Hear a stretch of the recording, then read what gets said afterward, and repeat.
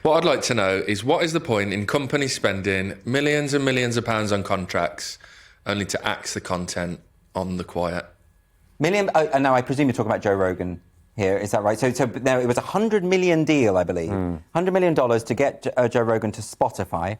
And the news has broken, I think, yesterday, that 100 episodes of Joe Rogan's podcast have been deleted from Spotify. So if you've signed up to Spotify because you want to listen to Joe Rogan's podcasts, they're no longer there. Not all of them. I think that's about 15% of the episodes, and I'd want a discount. I'd want my 15% back. I mean, what's going on there? Because I thought the reason why he was... And because I'm so vain, I checked. My episode is still there, by the way. So you can still hear me on the. And you're so vain that you mentioned there is an episode as well. Yeah. I mean, I had to get it out there. What's the point in having your own show? Of course. Right. So, but the thing about it is people they paid for him to go there precisely because he has a fan base. They did. Who want to hear all of those episodes, right? Right. So, I didn't think Spotify saw this coming. I think when Neil Young pulled his material off Spotify, most people at Spotify, who probably average age of 25, said, Neil who?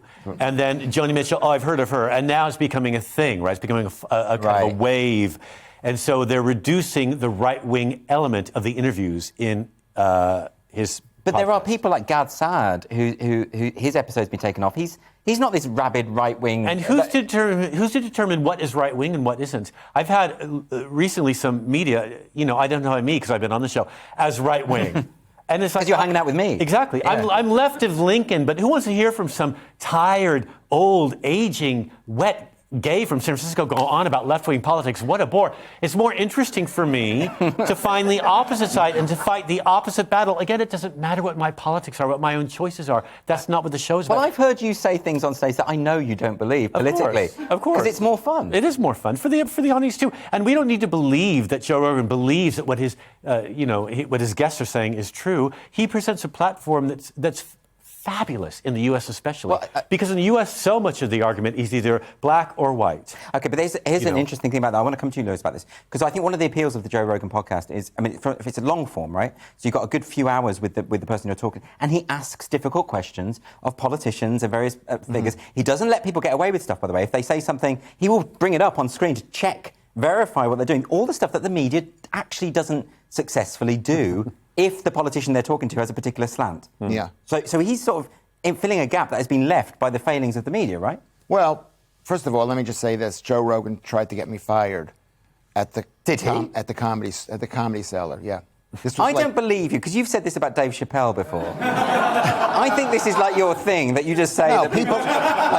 did Nadine Dorris try and get you? Yeah. She is now, obviously. Yeah, probably. Yeah, I could believe that one. She just refused to date me. But no... Is it because he asks tough questions? That's not the point. The point is that people have said they don't like him for whatever reason is. The left have said they don't like him. Well, let's be specific about it. They've said that he's spreading COVID misinformation. Which is the left. The left is predominantly in favor of COVID fear.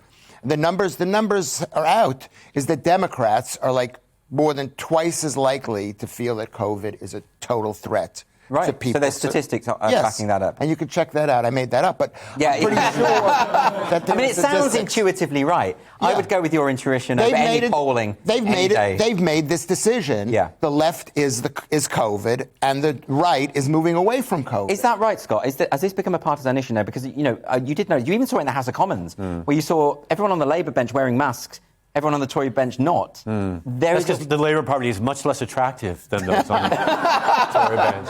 The evil always look better. They do. I want to be good, but I won't look good while I'm being it. I mean, Boris Johnson in little paisley shorts jogging at 5 a.m., adorable. But Keir Starmer in the suit looks like a radiator with a jacket on. It's terrible. He looks so unhappy. It's always the way it is. The Nazis had better uniforms. It's just the way it just works out that way. They had Hugo Boss. They did have Hugo Boss.